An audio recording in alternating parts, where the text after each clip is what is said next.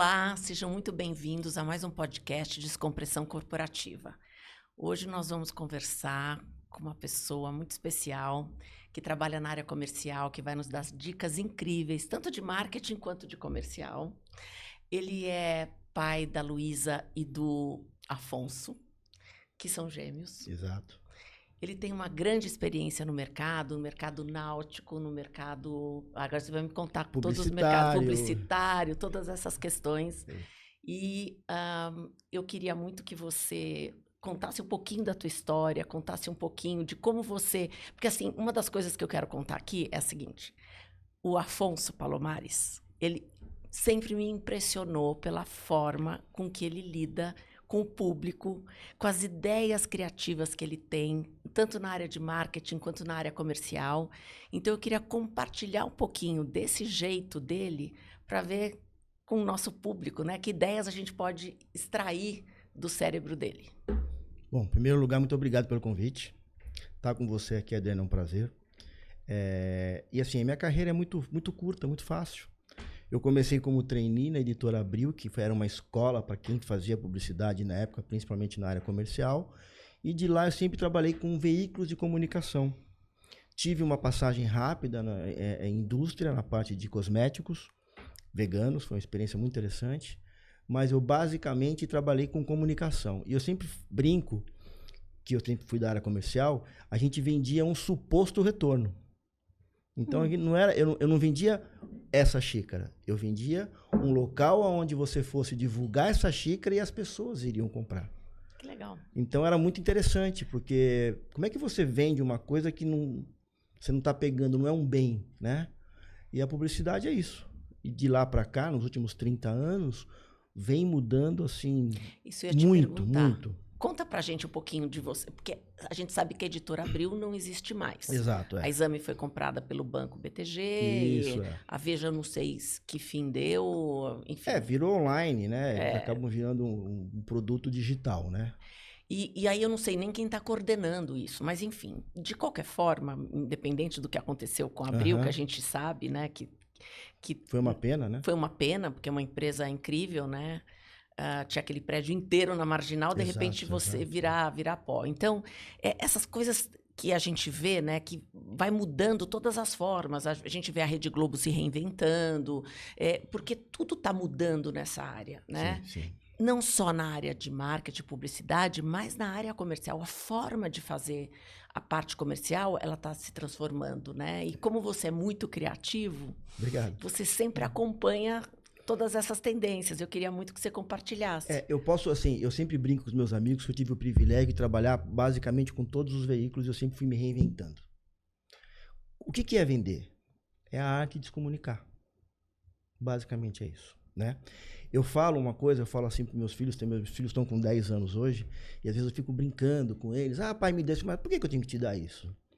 Né? Fico exercitando a eles para me convencer que eu tenho que te dar isso. Porque a gente aprende a vender quando a gente nasce. O primeiro argumento que você tem na sua vida, ou que você teve na sua vida, foi chorar. Porque você aprendeu que se você chorasse, você tinha comida, se você chorasse, alguém te trocava, se você chorasse, alguém te pegava no colo, você estava vendendo a sua vontade. Já começou ali. E a gente vem hoje vivendo uma coisa que está atropelando as pessoas. São as redes sociais, o excesso de informação. Antigamente você pautava uma equipe comercial da seguinte forma: temos tantos produtos, temos uma rede de clientes tal, você tem aqui os key accounts, tem a curva ABC, vamos trabalhar em cima disso. Hoje não é assim. Hoje você tem que ter um trabalho muito bem qualificado na sua comunicação primeiro. Antigamente o departamento de marketing, acho que hoje ainda acontece isso, virava e falava assim pro comercial: te gerei 100 leads, você não vendeu nada. E o comercial falava: esse cara só gera lead ruim. Isso é do passado? Porque eu ainda conheço isso hoje. Ainda tem. Mas eu acho que hoje... Eu vivo isso hoje. Concordo com você. Mas hoje você tem como comprovar se o lead é bom ou o lead é ruim. Antigamente não tinha, né? Quando você vendia os seus produtos, você não tinha... Hoje, se você fala uma coisa interessante ou importante, as redes sociais, na hora, te dão um feedback positivo. E a recíproca por negativo é verdadeira. Então, assim, se preparar hoje é mais fácil, eu acho. O vendedor, Hoje o vendedor, ele passou a ser um consultor de fato, né? Primeira coisa que eu sempre falo para a equipe comercial que eu vou ou dar uma palestra, ou fazer uma consultoria, enfim, eu tenho uma mentoria. Gente, primeiro passo, conheça o seu produto. Conheça o seu cliente. Porque você, às vezes, você ganha um cliente pedindo para ele não comprar de você. Porque se você falar, se eu chegar para você e falar, olha, eu quero te vender agora um produto assim, eu quero te vender um barco, no momento que você não quer saber de um barco, dando um exemplo. Sim. Aí você pega e fala, poxa, Afonso, você não tem nem onde pôr, não, mas você precisa comprar, porque tá maravilhoso, tá muito barato, você vai ganhar dinheiro com isso. Aí você fala, puxa vida, mas também, né, se tiver um calor gostoso, né, eu pego e vou, quer saber, eu vou comprar esse barco. Aí você compra esse barco, não usa, ele passa a gerar para você um custo e você nunca mais vai comprar nem água com sede de mim.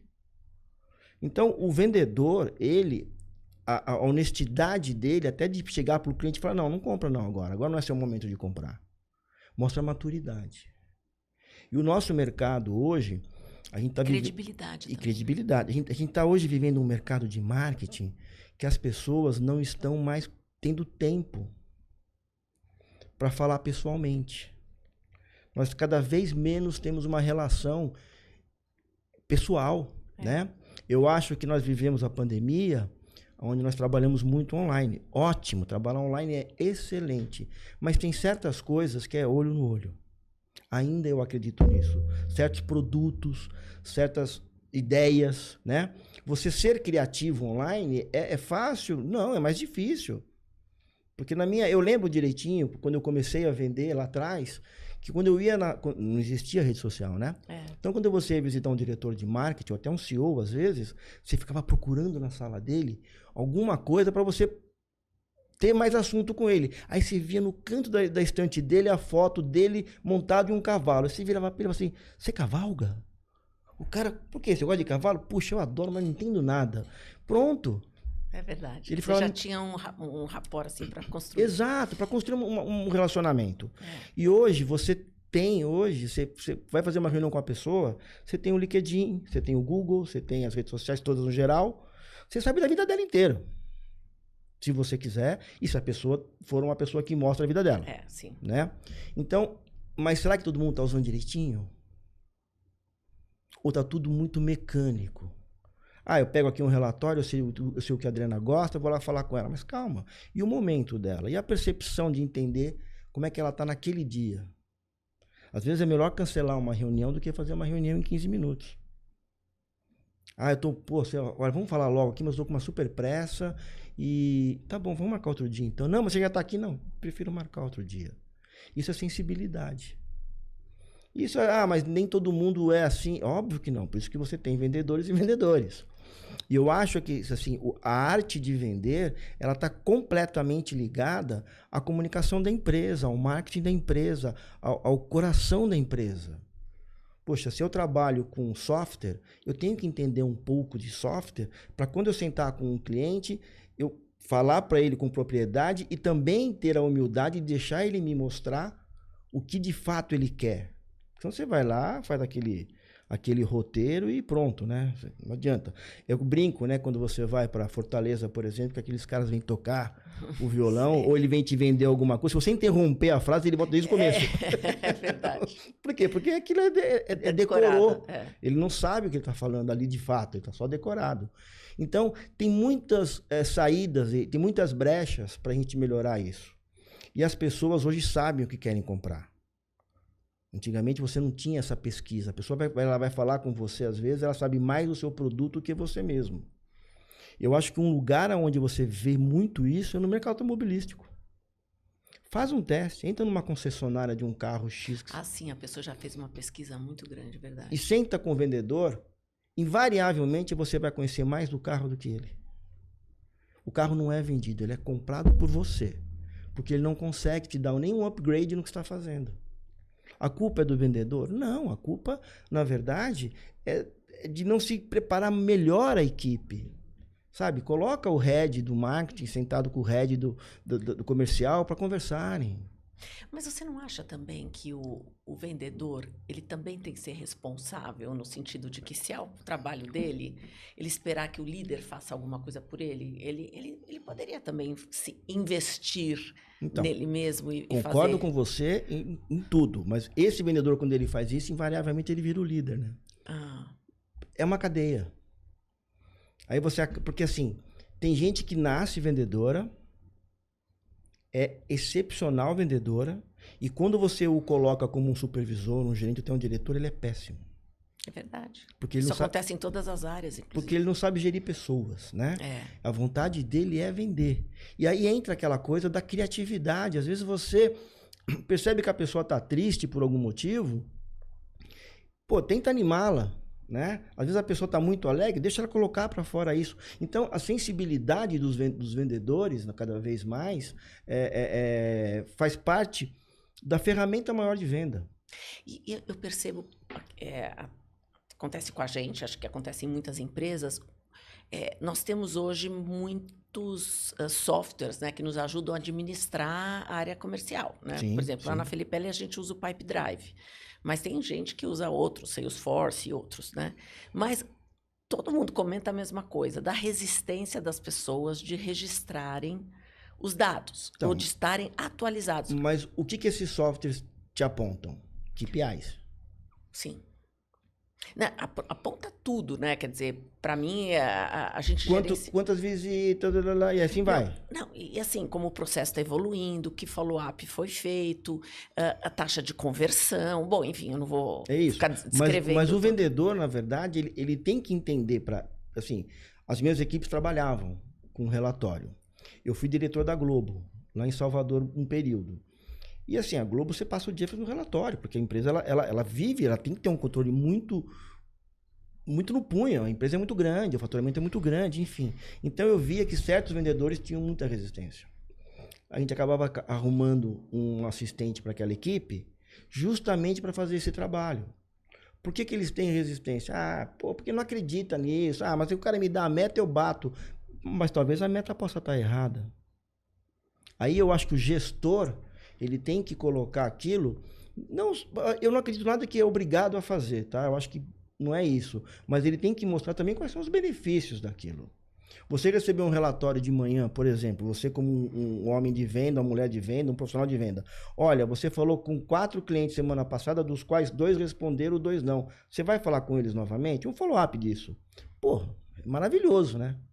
Mas também eu conheci várias empresas que eu já fui conversar, que eles tinham uma série de softwares para isso, e na hora de controlar, não controlavam. E aí a culpa é da equipe comercial sempre, óbvio.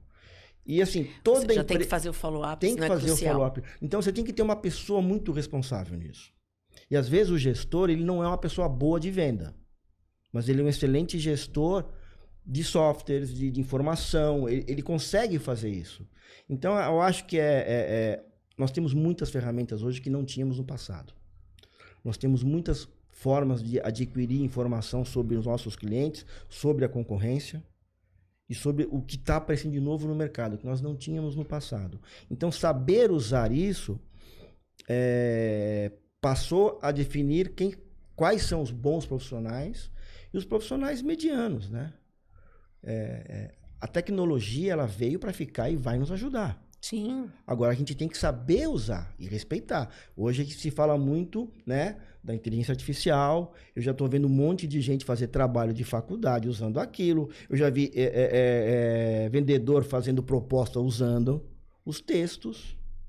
Ok, mas leia e saiba o que está ali, porque senão alguém te liga e pergunta alguma coisa que está ali, você não entendeu nada.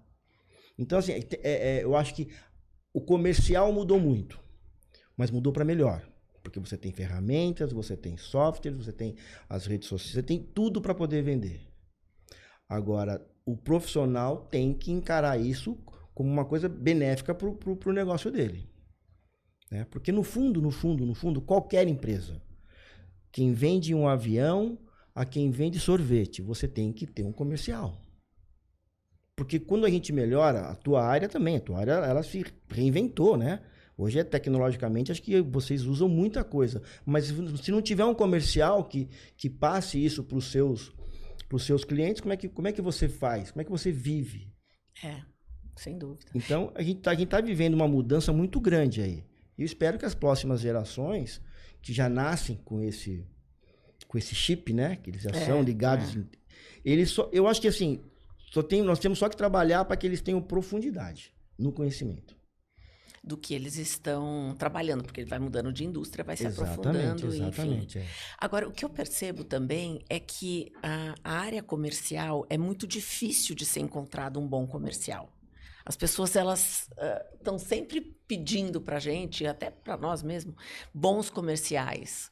O que acontece que é tão difícil? O que tem de elemento pessoal, aí falando até um pouco do que a gente trabalha, né? Que é como as pessoas funcionam.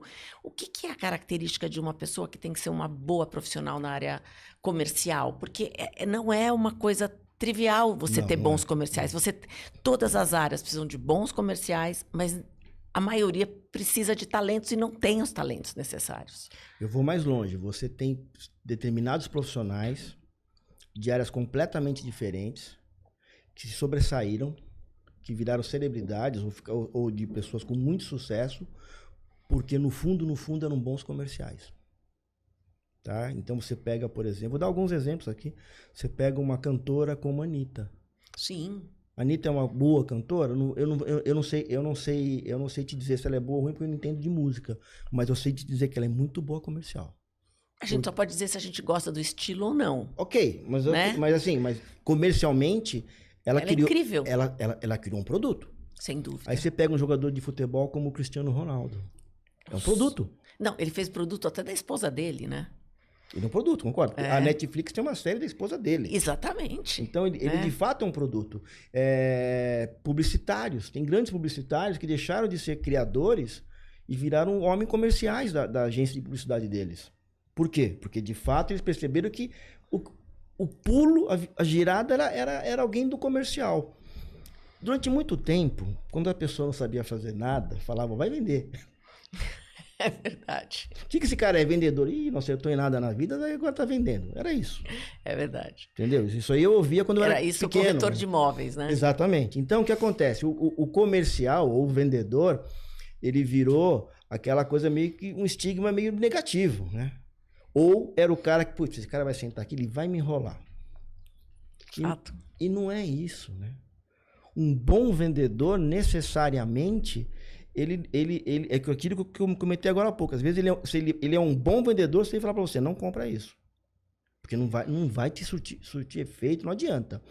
Um bom vendedor é quem domina o negócio dele, ele gosta de se relacionar, ele não tem vergonha de buscar e prospectar. Ninguém quer prospectar mais.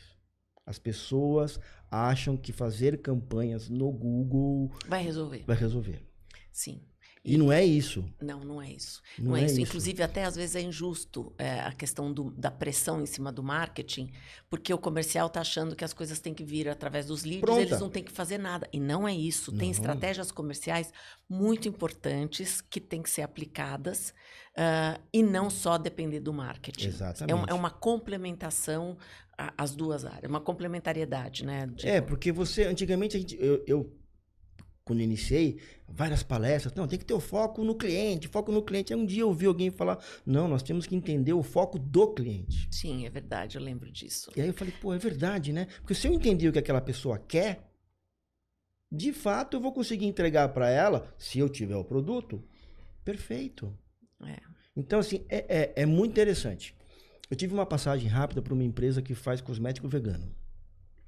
E assim... um mercado completamente novo, né?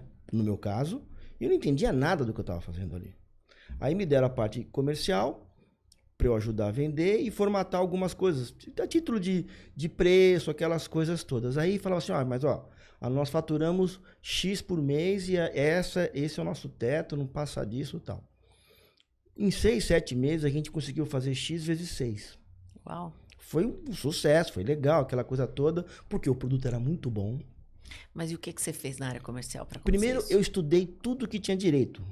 Então eu entendia que a argila era boa para pele, que o creme não sei o que tirava. Eu fui estudar aquilo, eu levava para casa aqueles produtos, eu passava e eu via, ali ficava liso, ali não ficava. Porque senão como é que eu vou vender?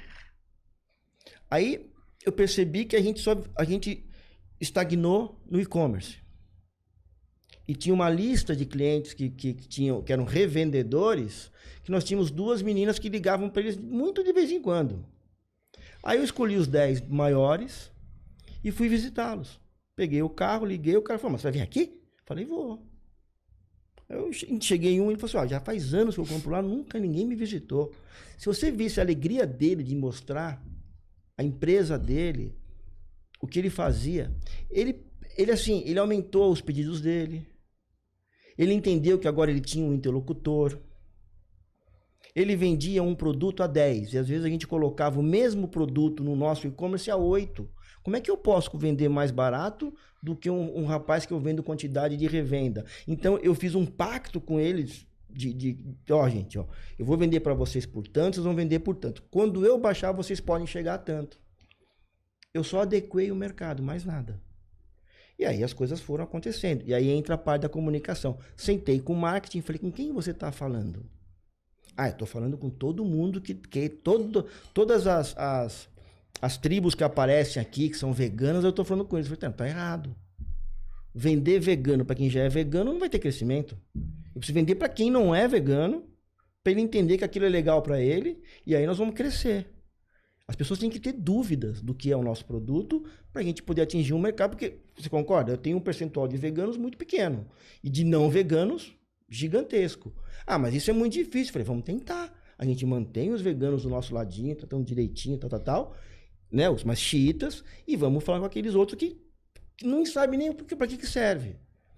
Pô, aí vai, aos poucos vai crescendo. Tinha a CEO da empresa, que ela fazia uns produtos maravilhosos. Ela sabia se comunicar, uma pessoa que tinha muita credibilidade. Então, foi uma somatória de coisas. Mas a primeira coisa que eu fiz, eu mergulhei na empresa. Eu discutia. Não, esse rímel não serve, isso aí não sei o quê. Porque você tem que entender do negócio, não faz sentido nenhum. E hoje você mudou totalmente de segmento. Hoje você está no segmento de comunicação. De comunicação para mulheres. Para mulheres. Mas hoje eu estou num desafio, eu diria. Porque eu trabalho com uma plataforma de streaming 100% focada no público feminino, que aborda 36 assuntos diferentes, com 40 profissionais diferentes. Então você imagina que é como se fosse uma Netflix, só que só para mulheres. E publicitariamente falando, como é que eu comercializo isso? É muito difícil. Primeiro eu tenho que mostrar que você pode anunciar num canal de streaming, porque não pode fazer isso. Você não vê campanha publicitária no Netflix, na HBO, não entra na Disney. Mas no nosso pode, porque eu vou fazer tudo branding content. Então eu vou pegar uma marca X e vou fazer com que ela conte sobre o produto dela para o público final, que são as mulheres. Então eu estou amando, porque é um desafio, é uma coisa nova. Tem que usar a criatividade o dia inteiro. Tem que não só criar a termos de conteúdo ou de campanha, mas criar argumentos para as pessoas entenderem que, que legal. E agora a gente conseguiu fazer uma parceria grande com uma distribuidora grande de conteúdo. Então, assim, vai ser exponencial o nosso crescimento. Isso é gratificante. Porque eu não vejo a hora que, de fato, isso venha acontecendo. Eu quero montar uma equipe comercial diferente para isso. Vamos ver se eu entendi corretamente. Por exemplo, a Polishop, ela fazia um streaming dos produtos aí variados, e ela ficava explorando, explicando o produto, que ninguém sabia nem mexer nos produtos, na maioria das vezes. Você comprava um negócio, você não sabia nem como mexia. Exatamente. E ela dava aula, você aprendia, você falava, bom, então agora eu sei fazer isso, agora eu vou começar a usar. Até era uma forma, né, de venda. Quando você fala disso, seria a mesma coisa, tipo uma Polishop, só que de serviços para mulheres? Então, só que a Polishop, ela não cobrava pelo canal, né? Certo, mas é aquilo. É como se fosse aquilo. A Polishop, ela mostrava um produto. Ela ia ganhar na venda do produto. Exatamente. Vocês vão ganhar na venda da explicação. Do conteúdo Do conteúdo. Então, eu vou dar um exemplo aqui. Eu vou fazer uma campanha, por exemplo, com uma empresa grande de cosmético.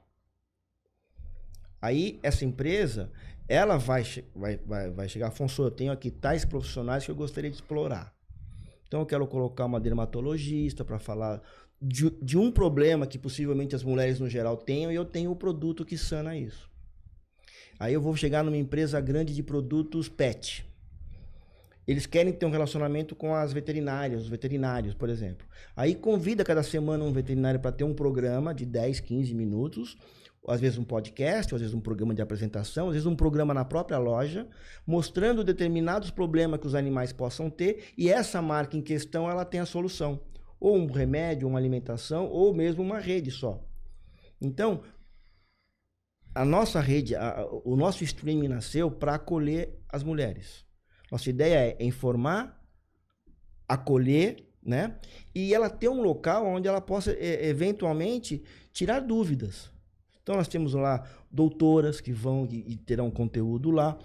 E é muito interessante, porque, assim, nós fizemos uma pesquisa, quais as palavras que elas mais, assim... O que elas queriam com a Helplay? O que elas buscam na Helplay? A gente quer informação...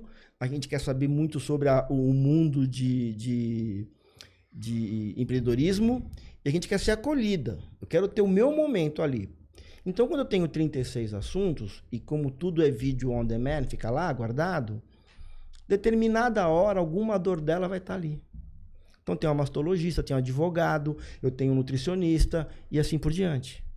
Então, é um canal novo, né? A gente fez uma pesquisa aí, não conheço nenhuma plataforma de streaming que seja só focada em mulheres. Existem várias plataformas que têm assuntos femininos. Mas uma que é só para mulher é a primeira, pelo menos foram as informações que eu tive. Então precisa ter autoconhecimento lá. O tempo todo. Não tenho a menor dúvida. Eu não tenho a menor dúvida. Tem que ter lá os testes da Felipelli para autoconhecimento. Teremos, por que não? E tem que colocar as empresárias para falarem. Sim. Não, nós fizemos um evento presencial, foram 500 mulheres. Eu convidei a Bia Figueiredo. Você contou do negócio do carro. Foi maravilhoso. Caminhão, e aí? Exatamente, não, ela foi lá, fez a palestra dela. E assim, ela de fato é uma pessoa muito interessante, porque a carreira dela é uma carreira no universo 100% masculino. Ela é piloto, né? E na família dela ninguém corre. O pai é psiquiatra e a mãe é dentista. Então a paixão é dela. E ela falou aquilo, ela mostrou...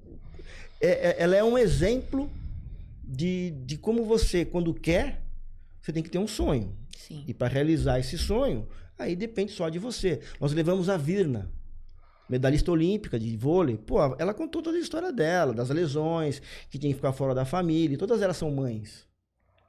Entendeu? É muito legal quando você isso, porque no fundo, elas incentivam, né? Elas viram uma referência. Você está falando dessa questão das dificuldades e da adaptação das mulheres, nesse caso, para vencer. Sim. Quando você, né, sendo um homem da área comercial, eu imagino que tenha algumas características psicológicas que o vendedor precisa ter também para vencer. Sim, sim. O que eu ouço muito é que você precisa suportar frustrações, porque se você não suportar o não... Não adianta? Não adianta. Então... Autoestima alta. Porque você vai ouvir mais não do que sim, concorda? Então, é isso que eu queria que você explorasse um pouquinho, né? Claro, você falou das mulheres que fazem isso, e é verdade, né? Elas têm algumas adversidades na vida e tal. Não, sim. Então, mas o vendedor, para mim, ele é um profissional que também tem muitas adversidades. Ele começa assim, ele tem que acordar de manhã, bom, hoje eu vou arrebentar, vou vender tudo. Aí na primeira reunião tomou um não, mas não era para esse. Porque você tem que acreditar naquilo. Então, mas não são todas as personalidades que têm não, isso. Não, né? são. A gente que trabalha com personalidade sabe... Que não é fácil. Que não é fácil e que nem todas as personalidades dão certo nesta área comercial. Concordo. Não, tem muita gente que você contrata e depois você põe a mão na cabeça. O que eu fiz? Sim. Porque eu já tive vendedores da minha equipe que voltavam chorando. Porque achava que o problema era ele. E não era mulher, era homem. Pô, eu não nasci pra isso, o cara me esculhambou, tal, não sei o quê. Aí eu falava, mas Calma, não é assim que funciona. Você tem que ter argumento para tudo. Não, você não tem que ter argumento para tudo. É mentira quem tem argumento para tudo. Tem uma hora que você fala, tá bom, perdi. E aceita. Eu sempre aprendi com as vendas que eu não fiz. As vendas que eu fiz, muitas vezes eu falava, nossa, acho que eu não vendi bem isso. Porque foi muito fácil. Agora, as que eram difíceis, é onde você aprende. Você aprende o seu momento, você aprende o momento da pessoa. Você não sabe o que ela passou. E é verdade. Às vezes outro dia eu estava vendo um relato que uma pessoa foi super grossa numa cafeteria no aeroporto. E a outra pessoa a qual recebeu a grosseria ficou super brava, tal, e ia ter uma discussão. Chegou um rapaz, pôs a mão no ombro dela e falou, não briga não, você não sabe o que aconteceu com ela ontem em casa. Ele colocou uma série de argumentos que eu falei, esse cara é um bom vendedor. Porque é isso. E é muito difícil você tem que ter um preparo emocional. Quando eu falei da autoestima, falei brincando, mas é verdade. Porque você imagina, você senta com o cliente, às vezes o cliente acaba com você. Ele põe você lá embaixo. Não é o produto, ele põe você pessoa. Porque ele gosta de fazer isso. Mas isso hoje em dia acontece ainda? Menos, muito menos, porque as pessoas não têm mais aquele tempo que tinha antes. Não, e não só tempo, né? Isso não, é um mudou, assédio. Mas ó, eu passei por isso. Tinha um determinado comprador de uma empresa muito grande que ele marcava sempre a reunião conosco 11h30 da manhã. 11h30 da manhã. Ele nos atendia a 1h30. Estava morrendo de fome, cansado. E aí ele te espremia na negociação. Era a estratégia dele. Aí na segunda reunião dele, quando era 11 horas, eu já tinha almoçado. Podia ficar até as 4 horas da tarde com ele, que não tinha problema. Adequação, você tem que se adequar. Então, eu acho que é isso, para tudo. E se você quer trabalhar com comercial, quer trabalhar com venda, não liga pro não. Se preocupa com o sim muito fácil. Porque o não vai te ensinar. O não vai fazer você crescer. O não vai fazer você estudar mais. Procurar mais. Porque assim, não existe uma faculdade de área comercial. Existem várias faculdades que te dão subsídio. E tem cursos, né? Tem muitos avulsos, mas faculdade não tem mesmo. Não existe. E a área comercial... Me fala uma empresa que vive sem área comercial. É incrível isso. Se você me falar vários filmes, todos os filmes, qualquer filme, de romance a terror, eu fico vendo quem tá vendendo o que para quem. Porque eu gosto, é uma coisa que realmente me fascina. Né? E aí você pega mas você tem que levar aquilo para você. Quantos nãos você toma para você poder fazer isso? Então o que você falou é muito verdade. Assim, se todas as empresas tivessem uma forma de testar as pessoas que vão para a área comercial, como você mesmo falou, olha, melhoraria muito. Porque é um investimento muito bem feito. Pior do que você demorar para contratar alguém para o comercial é você contratar alguém ruim. Porque demora para ele começar a engatar e ele começa um relacionamento com o cliente e depois vai embora. Aquilo é uma perda incrível para a empresa. A área comercial com turnover é horrível. É horrível. É horrível. Mas às vezes tive isso, é horrível. E às vezes você está desesperado. Não, eu preciso colocar alguém. Eu tenho uma pessoa que ela é muito comunicativa, ela é bacana, ela é bonita, ela é isso, aquilo. Contrata ela. A pessoa odeia vender. Mas ela já está com aquele... Criaram uma persona nela que ela é uma vendedora. Então, eu acho que assim, eu sempre gostei muito de perguntar por que você quer vender, qual que é o seu intuito. Enfim, eu fui 3 meses trainee antes de começar a vender. E foi assim, uma história muito legal, porque eu tive grandes professores, vários que viraram na minha cara e falaram assim, você não vai ser vendedor nunca. Que era pra cutucar mesmo. Eu falava, vou mostrar pra esse cara que eu vou vender. E é legal. Mas isso é a sua personalidade. Porque se isso tem é da outras personalidade. que podiam falar, bom, então eu não tenho jeito. Então não sou mesmo. Né? Mas aí que tá. Então, mas acreditar no sonho, né? Aí acho que entra a história do que você quer pra você. E como é que você teve o sonho? O que ser comercial? Como é que você escolheu? Essa história é engraçada. Eu trabalhava numa empresa, que era Abril na época, no marketing direto. Eu era atendente de telefone. Então, você imagina que tudo que se vendia na época passava por telefone antigamente. Passava por telefone e a minha área era só de reclamações. Nossa Senhora. Era uma delícia. Então, assim, chegava assim, olha, O rapaz atirou a revista Veja dentro de casa, pegou no meu cachorro. Era assim. E eu tinha que falar, minha senhora, mas machucou, não machucou. Então ali eu acho que eu falava, nossa, eu dominei essa. Aí me colocaram num setor que só vinha encrenca, E eu achava aquilo engraçado. Eu não me incomodava. Tinha gente que ficava deprimida, aquela coisa toda. Aí uma vez apareceu uma chance de ser trainee de contato e publicidade. Que era nada mais do que vender publicidade, entrar como trainee na Abril. E eu me inscrevi. Eram em torno de 600 pessoas para 19 vagas. E eu passei em 19. Ai, que legal. E foi muito engraçado, porque a primeira revista que eu trabalhei era uma revista que não existe mais, que era uma revista que era voltada à costura, que era a revista Manequim. Eu me lembro disso. Era uma revista assim. Eu não tenho essa idade, mas sei, eu me lembro. Mas eu tenho, né? Não tem como fugir. E foi sensacional, porque ninguém queria trabalhar nela. Porque não vendia publicidade, vendia a revista Cláudia. Ah, entendi. Ela não tinha glamour. Só que ela vendia 500 mil exemplares por mês naquela época. Era fantástico aquilo. Então, eu comecei a ganhar um dinheiro ali, que eu era molecote, que ninguém ganhava. Então, eu falava, meu, quero viver com isso. E aí eu percebi que eu comecei a ficar amigo dos meus clientes. Então eu estava no lugar certo, fazendo o que eu gostava. E aí arrumei muita briga, porque eu queria fazer tudo que não podia. Eu estava numa empresa quadradinha, eu queria colocar a capa da revista ao contrário, eu queria inventar coisas diferentes. Aí uma vez um cara chegou para mim e falou, vou colocar você mais para a área de marketing, porque pelo amor de Deus, né? Cada dia você quer inventar uma coisa nova. Então assim, é muito legal, é muito gratificante, e eu percebi que ali eu era um vendedor. Quando eu cheguei em casa, eu falei, mãe, você não sabe, eu vou trabalhar como contato de publicidade. Ela falou, nossa, que legal, que chique, o que você vai fazer? Vou vender publicidade. Você vai, vendedor? Tipo, ela acabou comigo, sabe assim? Pô, mas você estudou para ser vendedor? Eu falei, porque esse era o nosso estigma, né? Não sabe fazer nada, vira vendedor. Mas você falou uma coisa que me ficou aqui martelando, que é a questão de não ter uma universidade para comercial. E eu acho que podia ter, sabia? Comecei a pensar nisso. Um passo antes, né? Acho que podia ter o primeiro ano, traçar o perfil das pessoas que estão ali, né? Uma coisa meio de psicologia, de fato. Porque você tem que ensinar as pessoas. É aquilo que você me perguntou agora. Como é que a gente lida com a frustração? Você concorda que eu não posso levá-la para casa? Sim. E nem para o próximo cliente. Principalmente para o próximo cliente. Vendedor não tem problema. Porque ele não pode ter problema, você concorda?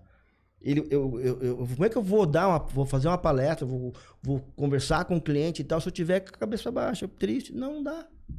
Não é aquela coisa, hoje eu não tô legal, não vou. Não. Você tem que passar entusiasmo daquilo para a pessoa você também tem que se contaminar com o seu entusiasmo. Exatamente. E aí ter vontade de comprar, de viver aquilo que você está vivendo, né? E é para tudo. É qualquer produto, tá? É para qualquer produto que você vai vender. Eu falo, não interessa o produto. Interessa o que você conhece dele, a tua paixão pelo que você faz e ser muito transparente, muito honesto para que tenha credibilidade com o seu cliente. Aí você conseguiu. E aí, óbvio, lidar com os nãos. É impossível você pegar e vender muito toda hora. Aí não é nem vendedor, é teor de pedido, né? É outra coisa que hoje em dia a gente não tem mais. Então, eu adoraria que tivesse uma universidade dessa e pegasse essa molecada que está aí. Você imagina com as ferramentas que você tem hoje de informação, poder preparar direitinho, preparar essa molecada de uma forma... porque hoje em dia tem uma geração chegando que eles não gostam muito de ouvir não, né? Tem uma certa dificuldade, né? De ouvir não. Sim, eles eu tenho 2 com 10 anos, às vezes eu falo, pô, mas por que não pode falar não, né? Porque parece tudo. Imagina quando for vender. Como é que vai ser? Eles não estão acostumados a ouvir de casa, eles não vão se acostumar na rua. Exatamente. E assim, o e-commerce é uma ferramenta de venda maravilhosa, mas não é para todos os produtos. Sim. Você não consegue vender o seu produto por e-commerce. Talvez você consiga vender 1 ou 2, mas o seu portfólio todo não. Não, você porque concorda? é de serviço, né? É serviço, entendeu? Mas você pode colocar ele lá, a pessoa entra, vê um vídeo, gostei e tal. Mas vai chegar uma hora que eu quero falar com a Adriana, quero falar com alguém da Felipelli para me... Olha, vai servir para mim ou não isso aqui, Adriana? E aí tem uma coisa também, além dessas que a gente está conversando, que nós lá da Felipelli trabalhamos muito, que é assim... como é que o que eu falo se torna audível para você? Sim. Porque se eu falo de uma determinada maneira que não tem um encaixe com a forma e com as informações que você gostaria de receber, também cria uma barreira de vendas. Então, um exemplo. A maioria dos perfis psicológicos que a gente já mapeou, inclusive, a gente mapeou mais de 500 mil pessoas, para você ter uma ideia. Uau. Bela pesquisa, amostra, né? Não, pesquisa gigantesca. Então, o que acontece? A gente percebeu que 70% dos executivos, porque a nossa amostra ela tem um viés, porque ele é do mundo corporativo, sim, sim. não é da população em geral. Claro, claro. Então, o mundo corporativo, 70%, ele tem determinadas características, como eles gostam de coisas objetivas, voltada para resultado, sim. que as informações sejam claras, mensuráveis, que tenha dados para que eles possam tomar decisão e que não tenha tanta informação de contexto para que eles se percam, porque eles não têm tempo. Então, o vendedor que for falar com este público dos 70%, ele precisa dar informações concretas, baseada em fatos, dados, cada vez mais dados, para que eles possam tomar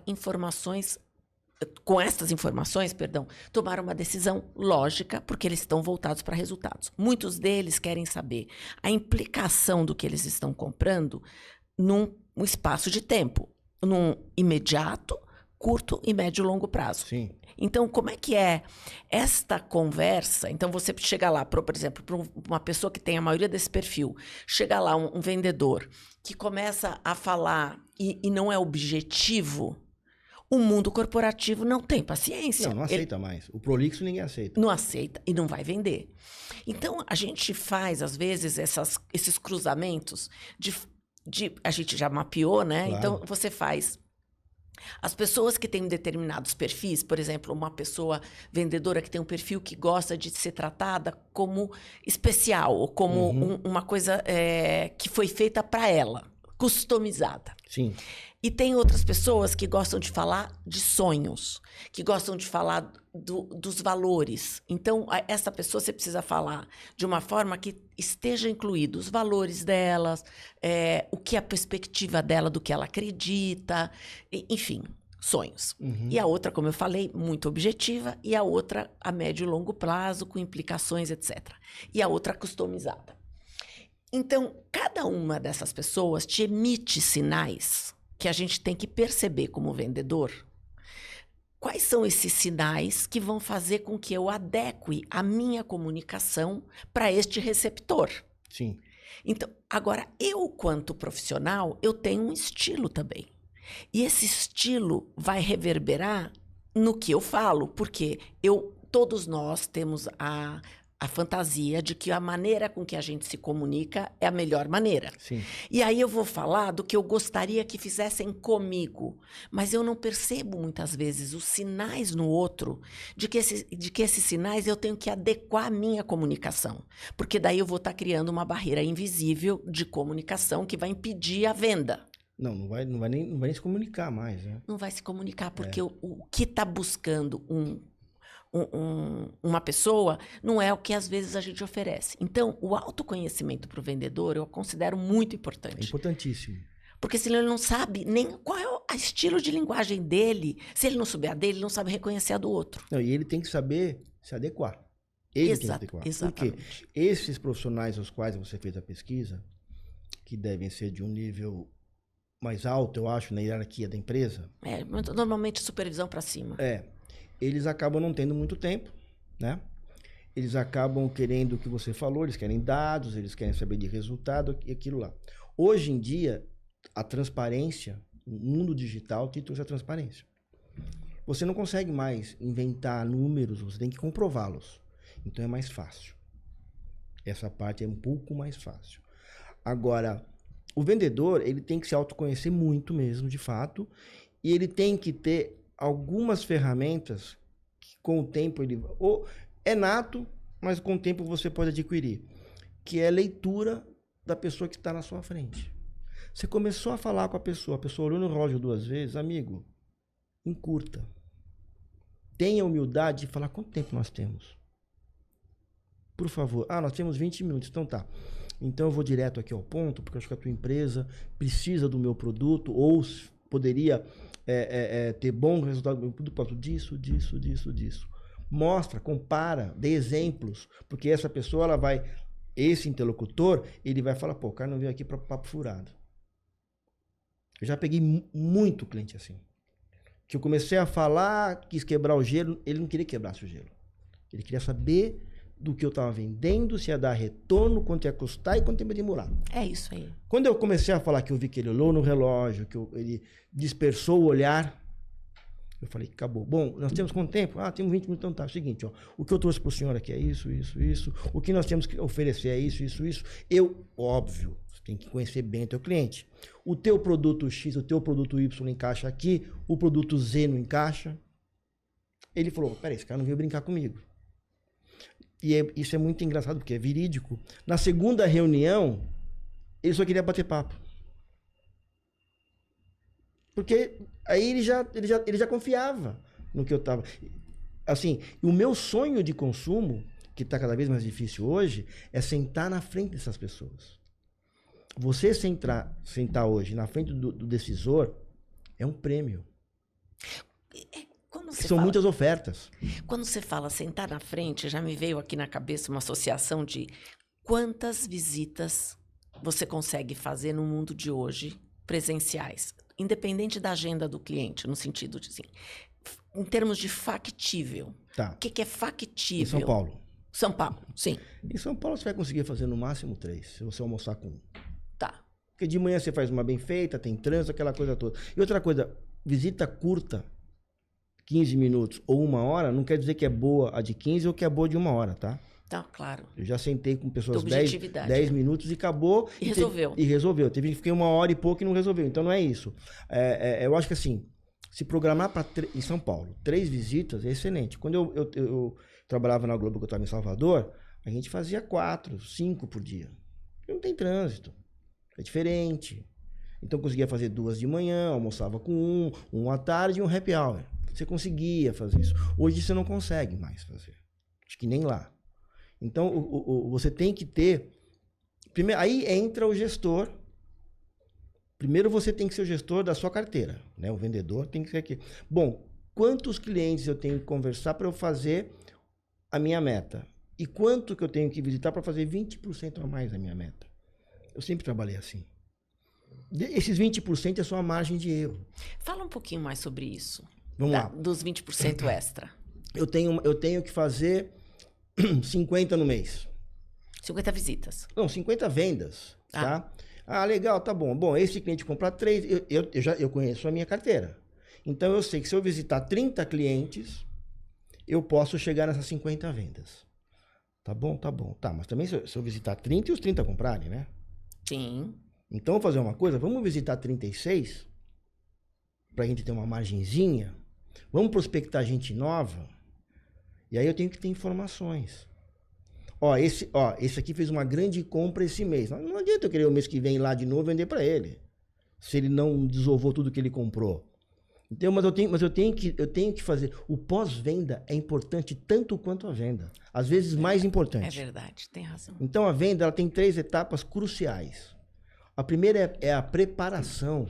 A prospecção e preparação. Aí o marketing hoje pode te ajudar cada vez mais, que são os leads. E as SDRs? Sim, perfeitamente. Aí você tem a venda efetiva, que é a visita, conhecer o máximo do cliente, pergunte para o cliente, ouça o cliente. Outra coisa que o vendedor não pode fazer é ele não deixar o cliente falar. Porque às vezes na argumentação do cliente, você fala, o que eu trouxe aqui tá tudo errado. Eu já desmanchei em reuniões a minha venda inteirinha e fiz outra. Porque Perfeito. Não tinha jeito, eu tinha que ouvi-lo. Isso que você falou é fundamental, que é... às vezes o vendedor vai com script e ele segue aquele script e não percebe... não percebe que o cliente não quer aquilo, que ele precisa mudar. Às vezes ele quer mais. Precisa mudar. Exato. Isso é incrível. E o pós-venda? Dando certo ou não dando certo, dê a sua carinha para bater. Mostra que você se importa com e por ele. Eu já cheguei a ligar pro meu cliente e falar assim, tua rede social não tá legal, hein? Pô, como assim? Eu tenho uma agência bacana. Pois é, mas não tá legal. Eu entro lá, eu vejo tudo menos o seu produto, não me chama os olhos. Pô, vamos fazer isso, vamos fazer aquilo. Aí o cara te respeita, porque você tá olhando o produto dele. Você tá olhando a empresa dele. Você não tá lá para tomar o dinheiro de ninguém. Você tá lá para gerar negócio. E tem que ser recorrente. E como é que vai ser recorrente se não tem... se a pessoa não confia em você? Então, assim, eu adorava quando, às vezes, executivos meus falavam assim, Afonso, puta, hoje eu vou passar o dia inteiro só em pós-venda, cara, não vou vender nada. Tá bom. Aí voltava, você não sabe. Fui lá falar de pós-venda e vendia. Eu falei, pois é. É assim que funciona. É assim que funciona. Quando eu falo ir lá até o cliente, pode ser virtual também. Hoje nós temos isso do virtual, antigamente não tinha. Mas assim, é muito legal você estar sempre em contato, mostrando o seu produto. Ah, mas isso aqui não me interessa hoje. Você não sabe, cara. Lançaram um outro agora, que é assim, assim, assado. E assim vai. Ó, aquele cara que concorda com você tá usando isso. Isso aqui seria melhor para... Mostra que você pensa nele. Eu queria te fazer uma pergunta dentro disso que você falou. Eu concordo que o pós-venda é tão importante quanto a venda, né? É muito comum o vendedor ficar na parte da venda e Sim. depois fazer um fraco pós-venda. E aí algumas pessoas têm... Eu tenho ouvido algumas pessoas comentarem o seguinte, mas o perfil, como é muito o hunter, né? Uhum. Ele é muito diferente do farmer. Então, eu tenho que ter duas pessoas, o hunter e o farmer. Só que o farmer vai durar muito mais tempo nesse cliente do que o hunter, porque o hunter está sempre abrindo portas. Sim. Só que, assim, às vezes a pessoa não fez conexão com o hunter ou com o farmer. E aí, tudo bem, ele vai ter alguma coisa ele fez com o hunter para ele poder comprar. Mas eu questiono, eu sei que são perfis diferentes, mas eu questiono, às vezes, se o vínculo afetivo ou o vínculo que se cria se dá depois para a pessoa farmer assumir e largar o hunter, entende? Uhum. Porque eu sei que o hunter não dá normalmente conta e peca muito, né? Por isso que você vê, às vezes, o número de clientes, quem você vendeu na primeira, não é o mesmo que você vende no outro ano. Por quê? Porque tem uma rotação muito grande, porque o hunter não fez a lição de casa. A lição de casa, exatamente. Então, aí... Como é que você pensa isso, né? É óbvio que para cada produto, para cada indústria tem uma... Serviços, no caso aqui. No serviço, por exemplo, eu vejo assim, eu faço a venda. Eu entendo do que eu vendi. E eu entendo do meu cliente. Mas o que eu vendi, tecnicamente, ele tem uma série de atributos que realmente eu não domino, tal, mas eu tenho uma pessoa que vai fazer isso com muito empenho e que vai mostrar aquilo, tal, vai gerar uma relação com o meu cliente e tal. Mas se eu abandonar o meu cliente e deixar só na mão desse, talvez eu não consiga mais fazer a segunda venda. Não, quem vai fazer é o farmer. Se ele fizer, né? Aí é que tá. Aí tem que ter a sensibilidade da gestão. Porque é mais fácil, às vezes, você colocar o hunter para vender e ele acompanhar o farmer do que deixar... porque assim, eu venho aqui te vendo, mas daqui para frente é com outra pessoa. Aí eu vou numa outra pessoa, eu vendo. Aí você fala, pô, mas o Afonso não vem mais aqui? Não vai aparecer mais? Porque talvez naquela venda você tinha confiado mais em mim. E a outra pessoa, por mais que ela possa ser técnica, na minha área, por exemplo, quando a gente fazia uma venda, a gente levava sempre a área de marketing junto para mostrar o pós-venda. Que vinha aqueles mapas maravilhosos, quanto deu de TRP, de GRP, seja lá o que for o termo, qual for o veículo de comunicação. Era muito legal. Porque a pessoa entrava com bases técnicas. Mas nós, os vendedores, acompanhávamos tudo. Por quê? Porque quando saía dali, o cara falava, pô, legal, hein? Mas, pô, bom mesmo que deu um retorno para mim, então vamos fazer agora assim, assim, assado. E isso acho que vale para qualquer indústria. Porque você conseguir treinar, é mais fácil treinar um hunter para ele aprender um pouquinho da gestão do farmer do que você fazer um farmer virar um hunter. Na minha opinião. Aí eu tenho uma outra pergunta para você, que é a seguinte. Eu percebo que você é uma pessoa muito flexível, adaptável. Sim. Você Eu tento. Uma das bases da criatividade é essa adaptação, né, fluida, que faz com que você se adapte e tal. Quando você tem a questão do acompanhamento do farmer, ele tem que ter uma sistemática, uma disciplina, que normalmente ela não vem do hunter ou não vem desse processo, né, de mais adaptabilidade. Por quê? Porque ele tem que ter uma batida constante. E isso, às vezes, não é tão comum para um perfil que é muito hunter, que tem esse ímpeto. Como é que você lida com essa equação quando você administra as suas equipes? Aí, como é que você tenta fazer isso? Às vezes não dá certo, óbvio. Você pegar um farmer e colocar ele para apresentar o pós-venda, aquela coisa toda, é fantástico e tal. Mas eu obrigava o hunter a estar junto, se a relação dele era boa. E isso como é que você faz? É acompanhando no dia a dia, não tem jeito. Às vezes eu via e colocava os dois para discutirem, para conversar. Ó, por que você aprende, falava pro hunter, aprende um pouco. É pós-venda do seu cliente. Dá uma olhada nisso. Como é que você faz isso? Tem perfil que não adianta. Aí, se tá dando lucro para você, se tá bom, tem que manter os dois ali e só ficar lidando com os egos. Porque é ser humano. Né? Mas fui eu que vendi. Mas fui eu que vendi. Tudo bem, os dois, tá perfeito. Mas aí, acho que a grande... Tem a comissão também, né, nesses casos. Mas aí a comissão, que é uma coisa que eu ia chegar nesse ponto, ela tem que ser uma comissão muito justa. E com os pesos iguais. Porque se eu vendo algum produto, se eu vendo um software, se eu vendo um serviço que ele é muito complexo, o peso de quem está apresentando, quem está trabalhando no dia a dia, é equivalente ao peso do hunter, que foi lá e bateu. Com certeza. Então, até mais, às vezes. Até mais, às vezes. Mas eu não posso pôr muito mais para não desmotivar o hunter. Então, a gestão disso, você tem que ter um certo controle. Porque eu garanto que se você inverter a posição deles, talvez você não tenha nenhum resultado. Verdade. Mas nenhum. E aí você tem um excelente farmer que fica frustrado, que não aguenta, e você coloca um hunter para fazer o trabalho, ele vai ficar completamente entediado. E aí tem outro porém que eu vejo, que é a questão do salário fixo. Sim. O salário fixo sendo bom, invariavelmente o que eu percebo são os vendedores que se acomodam com aquele valor do salário. E a comissão que vem é plus. Então, isso é um problema, né? Porque a gente acaba pegando, voltamos na gestão, né? Eu sempre falei o seguinte, o salário fixo de um vendedor tem que ser suficiente para ele não ter problema. Para ele subsistir. Para ele viver. Né? Por quê? Porque também ele viver para apagar incêndio é muito difícil. Você ter uma pessoa, ela tá equilibrada, aquela coisa é difícil, não é tão fácil. E a comissão, para o vendedor, ela tem que ser o plus da vida dele. Você entendeu? Então, assim, vendedor tem que ser uma pessoa ambiciosa? Tem, né? Tem que ser, né? Exatamente. Eu tinha um chefe que ele falava que ele adorava contratar vendedor com dívida. Não, como é que é? Não, troca o carro, compra um apartamento. Pô, esse cara tá comigo 5 anos seguidos, vai se matar para vender. É uma estratégia, mas assim, é muito difícil.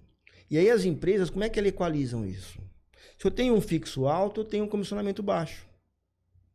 É normal. Se eu tenho um fixo relativamente baixo, minha comissão é maior. Agora depende muito da sua necessidade. Quando eu tenho um bom profissional, que ele tem um salário médio, a comissão é pequena, eu mantenho esse cara comigo. Se ele for bom, eu mantenho ele comigo. Eu tenho menos turnover. Agora, o cara com um salário muito pequeno, que tem uma comissão alta, 2 meses que ele não vai bem, ele está procurando outro emprego. Não tem jeito. Então, cada empresa tem uma característica. Muito bom que você falou. Quer dizer, às vezes um vendedor que tem um salário um pouco melhor, ele também tem um turnover menor. Porque ele não quer perder aquilo e ele vai fazer de tudo. Agora, assim, o gestor desse vendedor, ele tem que motivá-lo. Ele tem que chegar para ele e falar, como é que foi esse mês? Foi X? Pô, vamos fazer 2X no mês que vem, cara. Pô, não sei o quê. Tem condições, você tem carteira, e quando ele eu não vou atingiu? te ajudar. A gente não atinge a meta por vários fatores, né? É muito fácil o vendedor falar, mas o mercado tá ruim, o dólar subiu. Desculpa é a coisa mais fácil do mundo. Sim, choveu. Choveu, Eu tinha um chefe que ele falava assim pra mim, você tem que pegar uma pedra e atirar pra bater na lua. Eu falava, pô, mas nunca vai dar certo, nunca vou alcançar a lua. Mas quanto mais você tenta, mais alto você atira a pedra. Então ele colocava as metas dessa forma. Sim. Era uma forma de gerir. Se você é um vendedor, que eu brinco, motivado, aqui você vai atrás. Mas essa mesma frase para uma pessoa que não é motivada, acabou com ela. Eu nunca vou bater a meta mesmo. Então, assim, o gestor tem que mostrar que dá para bater a meta. Amigo, você falou com 10 clientes, você vendeu para 4, você tem 30 clientes, por que você não foi com os outros 20? Então, tem formatos, tem formas da gente fazer essa gestão para mantê-lo motivado, para fazer com que a pessoa seja estabelecida contigo, né? Bom, eu vejo que esse assunto é um assunto é longo. Que ele é longo. Até eu tenho um monte de dúvidas aqui, né? Pra gente todo mundo poder... tem, né? Eu tenho um monte. Eu quero aprender muito sobre venda, porque eu acho que venda é uma coisa maravilhosa. Desde um sonho a um avião. Olha... Porque é muito gostoso. Você vender um sonho é muito gostoso. Quantas vezes você conversou com uma pessoa brilhante, que a pessoa foi embora e você ficou irradiante? Falou, nossa, eu ganhei o dia. Ele não me vendeu nada, ele só me contou uma história do que ele quer fazer. Pô, que legal. Porque contagia, né? Contagia. Isso é energia. Contagia. A gente vê que as pessoas estão com vontade de viver, com energia de ir para o próximo lugar, né? Não parar. Quando você parar de sonhar e parar de querer aprender, você morreu. Exatamente. Então eu quero estar aqueles velhinhos chatos incomodando alguém para vender alguma coisa, entendeu? E fazendo alguma coisa. Sempre. Porque não dá para parar. E se você estiver andando, respirando e falando, eu te garanto que em algum momento você está vendendo alguma coisa. Nem que for uma ideia para alguém, até convencer alguém. Convencer alguém a assistir aquele filme que você viu, amor. Exatamente. Eu vi um filme ontem que você tem que assistir, Adriana. Tô te vendendo esse filme. Verdade. É uma venda. Muito bom. Então vamos assistir Como Viver 100 É lá, que tá no Netflix. Isso mesmo. Porque é muito legal, né? Ali mostra muito isso. Se você vê um pedacinho daquilo, é o dia inteiro você tá pensando em coisas, fazer coisas, mexer com o corpo. Tá vivo. Isso né? aí. E não existe presente maior do que tá vivo. Não existe. Vivo com qualidade, com sonhos. Com sonhos. Não, sonhos o tempo todo. Se você assistir aquele filme Destemida, que é aquela menina que deu a volta ao mundo num veleiro. Assisti.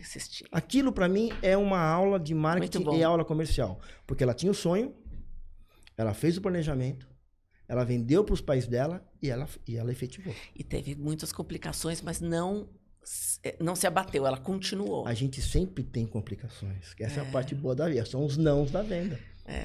Muito bom. É muito interessante.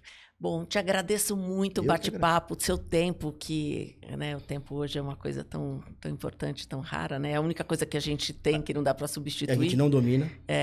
Não dá pra então, voltar. agradeço muito a aula que você deu para todo mundo que está aqui com a gente. E espero termos outros bate-papos Teremos, como eu que agradeço muito a oportunidade. Adriana, espero que eu tenha colaborado com alguma coisa. Colaborou, com certeza. Estou à disposição. Se aparecerem dúvidas, tal, pode passar, vamos conversar. Adoro falar sobre esse tema. Muito bom. Vamos fazer outras parcerias aí. Iremos, com certeza. Obrigado. Então, a gente conversou aqui com Afonso Palomares sobre uma aula comercial. Espero que vocês tenham gostado e aproveitado muito. Fico também para convidar vocês para o nosso evento de neurociência e inteligência emocional, que vão ter 3 maravilhosos neurocientistas, um deles, o David Rock, que é famosíssimo, dono do Neuro Leadership Institute, que vai estar com a gente no primeiro dia, fazendo a abertura. E mais 2 outros neurocientistas que eu vou comentando aqui, que são maravilhosos também.